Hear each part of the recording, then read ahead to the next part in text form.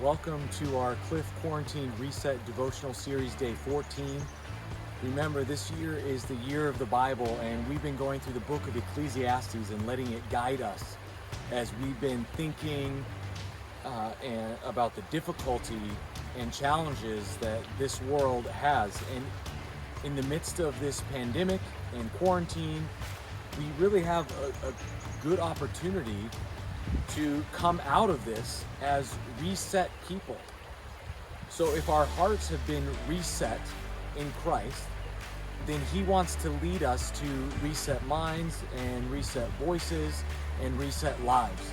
So let's continue to take full advantage of this quarantine and seek to allow God to do the work in our hearts and lives that He wants to do.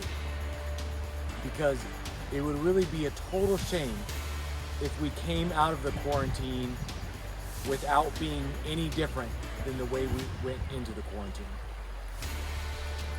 So as we begin this week, here's a question that the teacher brings up in Ecclesiastes 8.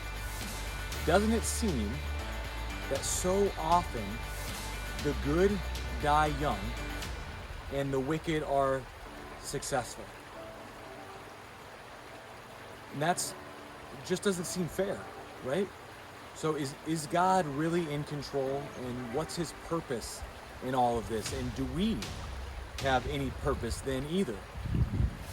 So in a moment, I want you to pause the video and do the reading and answer the questions in your journal.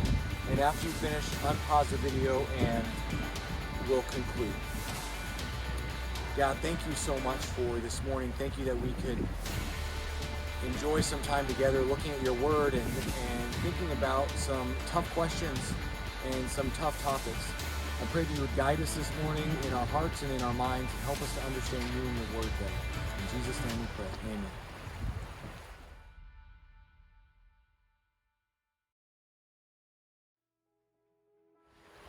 Welcome back.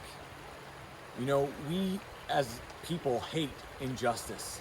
From the little toddler who screams at his mom, "It's not fair," to the protester who's angry, demanding justice. We should be a people that are glad and thankful that the creator of the universe is a God of justice. So we should thank Him that our actions do matter, and that He's not going to let evil go unpunished forever. You know, remember, as you look around at the world and you see the depravity and the evil in this world, and you have friends who may complain about it, and rightly so, they should complain. But they might say, listen, all this evil in the world, it shows that there either is no God, or that if there is a God, He doesn't really care about us, He's not good, or maybe they would say He is not all powerful. But remember that just because it may seem one way and we may have one perspective, we have a very limited view of things. God is a patient God, and He is extremely merciful, but He is just. So justice, it might be delayed for a time, but it is coming. We need to remember that.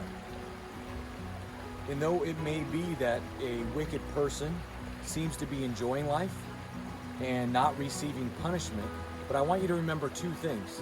One, they are going to receive punishment after they die if they haven't turned to Jesus. There's a second thing I want you to think about. And the writer of Ecclesiastes writes about it in 8:12 through 13. I want to read from the Message. Even though a person sins and gets by with it hundreds of times throughout a long life, I'm still convinced that the good life is reserved for the person who fears God, who lives reverently in His presence, and that the evil person will not experience a good life. No matter how many days he lives, they'll all be as flat and colorless as a shadow, because he doesn't fear God. So it might seem that the wicked person is living a long life sometimes and enjoying all the splendor that that this world has to offer. But what the writer is saying, that it's not as good as it may look.